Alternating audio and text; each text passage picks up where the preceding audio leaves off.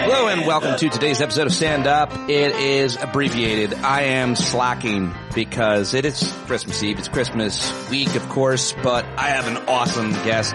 Sam Youngman is always so good. He's so smart, so funny, thoughtful, and righteous. I really love the guy, and he is the co-writer of one of my favorite, probably my favorite daily newsletter, Today's Big Stuff, which is getting bigger and bigger. I'm so excited for it, Sam. Today'sBigStuff.com. Go subscribe.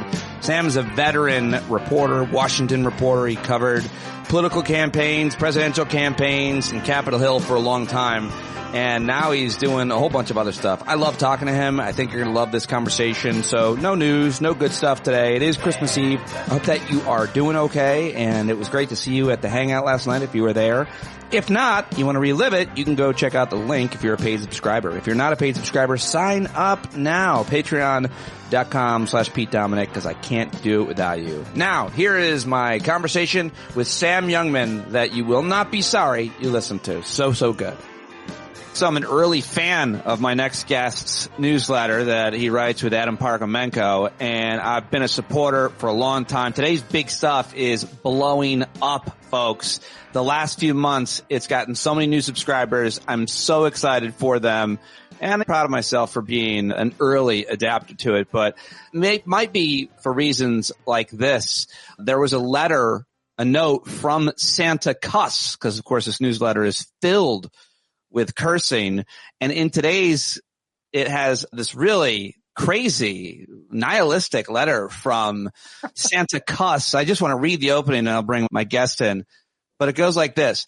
Merry Christmas, you gorgeous son of bitches. Okay, who am I kidding? Everything fucking sucks and there's ain't nothing merry about it. So sorry to stick a big old lump of cold on your chimney. But we both know Orange Krampus is about to doom us for 4 years of candy canes up the keister. That's why I want you to do Santa Cuss a big favor and have a goddamn blast this year. Whatever you're doing, whatever you are, just really cut loose. Be irresponsible. Be reckless. If you're thinking about having an extra piece of cake or smoking a little extra grass or giving amateur drag racing a try, go for it because fuck it. Why not? Right? Everything's going to absolute reindeer shit anyway, so let's get wild. Hell, half the elves are strutting around without any pants on, and Mrs. Claus ran off with Hot Frosty. The North Pole is getting weird this year, so Merry Christmas. Let's burn this motherfucker down. Sam Youngman is responsible for those words. He joins me now. That had me dying. I don't know how you do it at such high, hilarious quality every day, but today's Big Stuff really rounding out the year on a hit. Thank you for joining me. Good stuff. Pete, thanks so much, man. Not just for the early support. You are very much a tastemaker, but for that excellent rendition of Santa Cuss's holiday greetings. We were going to throw in a holy shit, but we thought he covered it pretty well. Oh, it was so good. So good. And I do have to ask, who is Hot Frosty in your mind there? Mrs. Claus ran off with Hot Frosty. Is there a parallel to our life, Hot Frosty? Pete, I got to tell you, I'm getting ready to change your life. There is a movie on Netflix called Hot Frosty, and it's incredible. You're going to love it. Okay. In fact, I think I just made your Yuletide season. Okay. Did you actually choose to watch this movie as an adult and enjoy it for real? I absolutely did. As you can probably tell by my appearance, I get super fucking cheesy around Christmas. I absolutely love it. My late mother's birthday was Christmas, so we are Christmas freaks, and we go all out. In fact, as soon as we get done here, I'm going to the grocery store, and I'm buying hamburger meat and hot dogs for about 20 people who are staying in L.A., and I'm going to have a Santa Claus's Christmas cookout and Hanukkah hoedown. 20 people who are staying in LA? What do you mean? Like people that you know? Yeah, it's a lot like DC in that it's a transient town. A lot of people leave for the holidays. So I'm just picking up strays. Whoever didn't leave to go be with family is welcome to come over to my place, and we're going to do a cookout. Oh, that sounds fun. I might come out. Yeah, come on, man. No, I mean of the closet, and then maybe I'll come over. Yeah, I'll support that too. Not even, by the way, Sam's, that's fine. Not even, he's inflappable, this guy. There's a lot to talk. Brother. That's my wish for the holidays, is that everybody be themselves. Yeah, maybe I'll just be gay for the taint week between Christmas and New Year's. I'll really gay it up just that time. And then I'll come back to just move around the spectrum at the end of the year, I think. I know you're joking, but why do you watch Hot Frosty? You might be serious after that. That's awesome. I can't wait. Now I definitely have to watch this show. Also, on a very serious note, you guys include the suicide hotline, and you just mentioned you're getting together a bunch of strays. The truth is, this could be a real lonely time of year. That hotline, by the way, 988. We need you guys here to laugh at our shitty jokes is what Sam writes there. So don't go anywhere, but say a little bit more about this time of year, not always being the best. And that is okay, by the way, but talk about that. Yeah, look, man, this time of year is hard for people. I just mentioned my late mother, Christmas being her birthday. This is a hard time of year for me. It's a hard time of year for a lot of folks. I guess the thing I want people to remember is they're not alone and we can get through this together. The thing is the holidays are, so I think this year's extra emotional for a lot of folks, especially folks who have to go hang out with red state parents and Uncle Billy Bob, who's handing out COVID cures on Facebook. I know that's a tough time of year. And I guess the thing I just want people to know always is that whatever they're feeling, somebody else is feeling it too. And this too shall pass. I love it. I love that very much. You've been through a good amount in life. You've sorted a lot of things out. I know you're still on the journey, but I like being on it with you, man. I like the way that you talk and say things. I like the way that when you use words, they work together for my heart and brain. Oh, thanks, man. I appreciate you saying that. We'll try and add in a few other body parts next year. Yeah, thanks, man. I really appreciate how hard you try to just keep going and exceeding expectations, which is what you do every day in a newsletter, because you just go through each note and that's the next one is funnier and more outrageous sometimes than the last one. But there is a lot to talk about, and I want to get right to some of the things that you've been writing about, which is just got to get your take on what we've seen with the influence of Elon Musk. Everybody, I think, knows about how he intervened in Congress as an unelected person. But as I'm reading about what happened in Germany with this horrific massacre at the Christmas market, Elon Musk came out and support that extremist right-wing white supremacist party in Germany as well as in Italy and anywhere that it exists. He is a huge supporter of him. So talk to me a little bit about how much influence he has and will probably continue to have, because apparently dude's got nothing to lose, Sam.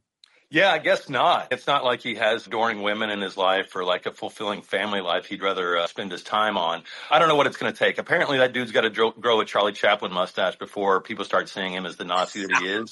But for me, I don't know, somebody who buys a social media platform and immediately frees all the neo-Nazis, I think that's strike one.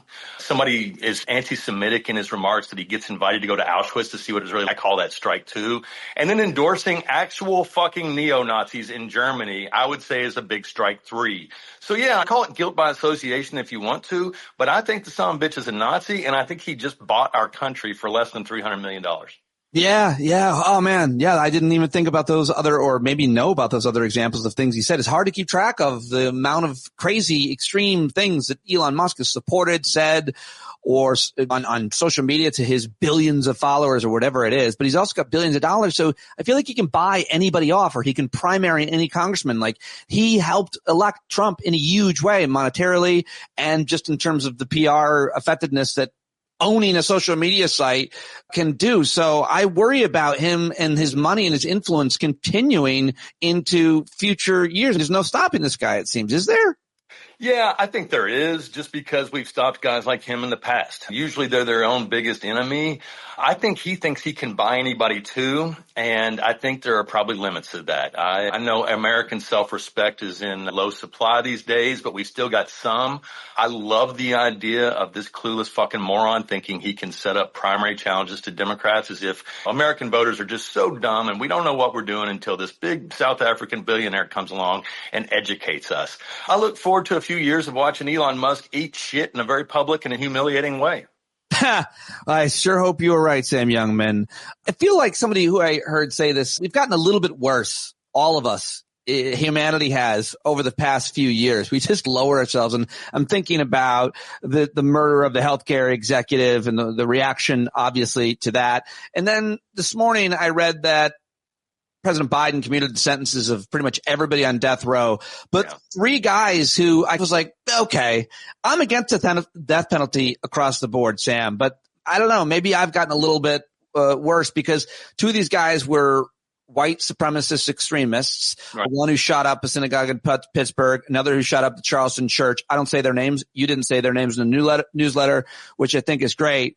And the other guy is the Boston bomber, somehow who got radicalized by his big brother, who did it for love of his brother. Bottom line is people are complex. I don't like the government putting people to death, but somehow maybe I got a little worse too. But what do you want to say about those death sentences being commuted and just our feelings around everything morally feeling corrupted? You stay up, you stay positive and sound, I feel. I try. I would say I thought what President Biden did was a real act of compassion, a real act of mercy, especially when you had Trump people saying they were going to restart, quote, the killing spree of federal death row inmates.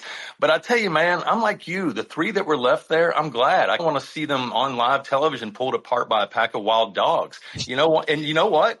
That's why you don't want fucking people like me deciding who lives or dies in those situations. Right. It's one of the reasons I'm anti-death penalty. When I was first starting out as a newspaper reporter down in Tennessee, I covered a couple of death penalty cases. And I'll tell you, it's one of those things where everything about it goes against logic. You would think it would bring some measure of peace to the families. And instead what I saw were people who were unable to heal because the Band-Aid was just constantly being ripped off. Every time they thought there was closure, there was another appeal. Every time they thought it was going to be over, there was another interview with a newspaper. And it didn't achieve the ends that I think death penalty proponents say it does. So it really turned me against it. But like I said, if you want to kill Dylan Roth slowly and painfully for us all to watch, I'm cool with that. And that's why you don't want people like me deciding this shit. Oh, man. Well done. Very well done. Executed. Very nice. Very nice. I like the way you punished that. There was a joke there. I'd still under construction. Long-time listeners know it happens once a decade. Okay. So I got to ask you, I have to ask you the other big question to get your rant on. Rant away at ABC News settling with Trump for $15 million based on the comments George Stephanopoulos made, rape versus sexual assault. As we've seen other companies now warn their folks as well, because Trump's going to try to sue them and get access to their internal emails and hammer them over the head, embarrassing and making it all public. I don't know what it is, but this is not a good sign. And I want to know what you think it means and if there's a silver lining for us smaller independent outlets. Yeah, who knew ABC stands for always be crapping yourself? I'll tell you, it is bad, not just from the perspective of we've seen the corporate media for almost a decade now just crawl through broken glass to kiss Trump's ass and downplay his worst aggressions. So this is obviously a signal that's going to get worse, that we'll see corporate mainstream media pulling their punches. But you nailed it. For independent media, if ABC has to roll over and give the guy $15 million for his bullshit presidential library, then it really means it's open season on the rest of us. I don't think it's any coincidence that Trump launched that bullshit lawsuit against Ann Seltzer right after the ABC news. Yeah. I think the thing that drives me the craziest about Trump is people continue to believe if they just reason with him or if they're just nice to him or if they just kiss his ass, then maybe he'll stop being Donald fucking Trump for 2 seconds. It never happens. I don't know how many times we have to learn this lesson over and over again before it finally sinks through. And I'll tell you another thing, Pete. Democratic leaders better get this message because we went through this after 2016 where they thought, hey, the message we need to send right now is we're going to work with Donald Trump. They ignored the hundreds of thousands of women who took to the street. They ignored the anger, the fear in their own party. And they gave birth to basically charlatan scumbag con artists like Michael Avenatti because the voters were so desperate for somebody who would fight back, somebody who would throw a punch, somebody who would stick to the values we claim to have during the election season. And I'm telling you right now, there's a vacuum, and you don't want another Avenatti filling it. Yeah, no, you're so right about that because we really did get behind, a lot of people did, anybody who hated and was terrified of Trump got behind Avenatti, got behind Robert Mueller, got behind Jack Smith, got behind even Merrick Garland in hopes that something would happen. But he got away with it all again. As he always does. And by the way, going back to Elon Musk, don't you think there's going to be a collision between Trump and Musk? Maybe it's even already started. Maybe all this trolling that MSNBC anchors liberals as well as Democratic congressmen is working? I hope so. But at the same time, I think you've got to put Elon in a category more like Putin. the kind of person that Trump reveres, kisses ass, the Trump, right? There are people, like everybody in Trump's life he shits on, except for a select few people that you can tell could push a button and end him tomorrow. And I think Vladimir Putin's one of them, and I think Elon Musk is another. So I think if it was anybody else, you'd already see Elon getting disinvited from Mar-a-Lago. But because it's the richest man in the world, who also has we understand, a close relationship with Vladimir Putin, I don't know that Trump has the luxury of being Trumpy when it comes to Elon. Impulse control isn't his forte, so I guess we'll see. Someday there will be a story written about the relationship between the three of them, the pressure each put on one another. We all know people in our lives, in our personal lives, your mother-in-law, people in your family, people at work, where one person says something to one and then they say it to the other. And this is how espionage works. This is how you develop an asset and develop cutouts. But it's between Putin, Musk, and Trump. These three of the richest men in the world, and certainly the most powerful men in the world, having talks, having relationships on a text chat, perhaps. Yeah, it's the new axis of assholery, and we are totally screwed. I feel like Americans are going to wake up to this. Now, maybe I'm just being hopelessly naive, but I feel like Americans didn't want to be for sale. I feel like Americans don't like being told what to do. You saw Republican Congressman Tony Gonzalez say this weekend that Musk is like our prime minister. Fuck that. America doesn't have a prime minister. Yeah. We don't have a king. And I think if we start to remind the American people of that we actually fought wars to avoid having that kind of shit, then maybe they'll start to rally around their own freedom, their own independence. But again, maybe I'm being hopelessly naive. Well, we're going to have the debate about autocracy and dictatorship and authoritarianism, and we're having it about oligarchies. We're having that debate. We tried to have it before the election, and maybe not enough people understood what it meant because people don't understand history, and they've had a pretty good run of democracy and don't realize what it's like without it. But I think there's no doubt, Sam, that the conversation has started and it's going to continue with newsletters like yours and hopefully podcasts like mine, or we will be bunkmates. Yeah, I think that's right. I hear Gitmo's nice in December. Yeah. I'm going to feed you right through your asshole. I just want you to know that. A tube of Ensure right up your butt. I'll do that for you if you're hungry and you can't eat because your mouth is too beat up from all the torture. Oh, man, that's really sweet. And also really unsettling. God, I hope it doesn't come to that. I'm so sorry. I'm way too soft for that shit. I know, my God, we'll break down right away. Yes, put me to work, dear leader. Yeah, what would you need? Swap out one red hat for another. I'll be Lindsey Graham inside of 30 seconds. He's wearing a Santa hat in case you don't see him, everybody. I got to just ask you about the appointments that we're hearing, the continued controversy and conversation over everybody. RFK is on Capitol Hill trying to get people to support him. Obviously, Pete Hegseth is still somehow in the running. At least Matt Gaetz is out, and so is apparently the report on him. What do you want to say about any of these three, or maybe somebody that's not getting enough attention? Because all of them are so nuts, and that's basically the design. They're all terrible. The ones who are just regular billionaires who just want to rob us blind are like the best of the best. You could talk about Tulsi Gabbard for an hour. But the Matt Gaetz stuff, my God, it's simply horrifying. Not only was this man allegedly committing statutory rape and paying for drugs and prostitutes literally from his Capitol Hill office, but you might remember he was traveling the country with Marjorie Taylor Greene warning about what Democrats wanted to do to your kids. And the thing that drives me the most insane is the most gutless, pathetic Capitol Hill press corps in American history didn't say shit. You think about someone like Dennis Hastert and you wonder, gee, how did nobody know? Well, I think they probably did know and they just didn't say anything. Yeah. You add to that, and this is to me the craziest non-Trump story from this weekend, add to that Republican Congresswoman Kay Granger has been missing for 6 months. Has not voted since July, and nobody noticed that she has dementia and was in an assisted living home. Nobody noticed for 6 months with a slim Republican majority. I guess maybe we should have pulled some of the Capitol Hill reporters off the Hunter Biden beat, and maybe they could have noticed there was a missing congresswoman or, hey, a child rapist fucking in the running to be AG. Yeah, those are really acute observations, Sam. I'm glad that you mentioned where the attention should be on Capitol Hill, not necessarily, but there's so much to follow. There's so much to cover right now. But yeah, I just heard about this woman, and apparently her family is saying her decline was very rapid. Yeah, 6 months. It was so rapid they couldn't tell the voters in her district. Sam, over the past few days and weeks, Donald Trump has threatened at least 3 of our friends, good friends, for no apparent reason. He's gone after Mexico and Canada and now Panama. And maybe he announced that the U.S. should own Greenland.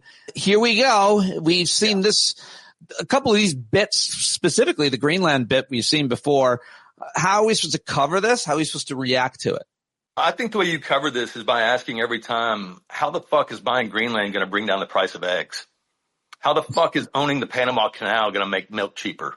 If that's what he wanted to run on and that's what we were talking about, then let's keep talking about it. 2016, email security was the most important fucking issue ever discussed in mankind, in the history of mankind.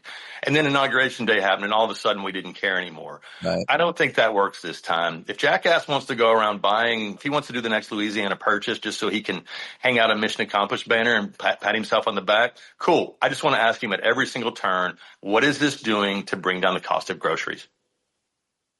Yeah, we'll see if that's the reaction from reporters, much less Democrats. Before I let you go, let's end on a Christmas. What did you say? We know it won't be. Yeah, I'll say. Before I let you go, let's end on a happy Christmas note. You mentioned you lost your mom. It was your birthday on Christmas. Give me a happy Sam Youngman was a little boy Christmas memory. Do you have a good one you want to share? Oh man, they're all been great memories. I was very fortunate to have grandparents and a mom who loved Christmas and really sacrificed to make sure we had good ones. Honestly, my hope for everybody out there is that they have a Christmas experience like I did growing up. I feel damn fortunate. And Santa Claus, if you're listening, how about bring us all a little bit of extra hope and a little bit of extra democracy? We could use it. I love all that very much. Did you sneak down and look? I say down like there was a staircase, I implied. We were one story, but yeah. Yeah, man, I was keeping vampire hours even as a little kid. So yeah, I was always on Santa watch. I don't know how he snuck past me every time, but he managed to. I love that. I love it for you and for us. Thank you very much for joining me. Merry Christmas. Happy New Year's. Happy Taint Week. And I'll talk to you soon, my friend. Love you, buddy. Thanks so much for always being so supportive and for having me on. Happy holidays to you and your family. You got it, pal. What'd I tell you, huh? Isn't he great? Sam Youngman, so good. Go subscribe to Today's Big Stuff right now. Tell Sam I sent you. Thank him for joining us. That's all I've got for you. Go check out the Hangout from last night. Go subscribe, or you can always edit your pledge to pay more if you want here at the end of the year. That'd be great. I certainly would be appreciative on Christmas Eve. It'd be a real gift. You bumblebees, thank you very much. I love you. And I will talk to you tomorrow. I've got Jeff Jarvis on Christmas Day, and I don't know if I'll have anything the day after or not, but I am looking and lurking all the time. Thank you very much for listening today, and I will talk to you tomorrow. Merry Christmas. When you can't see the forest for the burning trees, you got to stand up. Hey, you've been sitting so long, you got the creaky knees, you got to stand up. Stand up. I think you're driving wheels with leaking grease. Boy, you better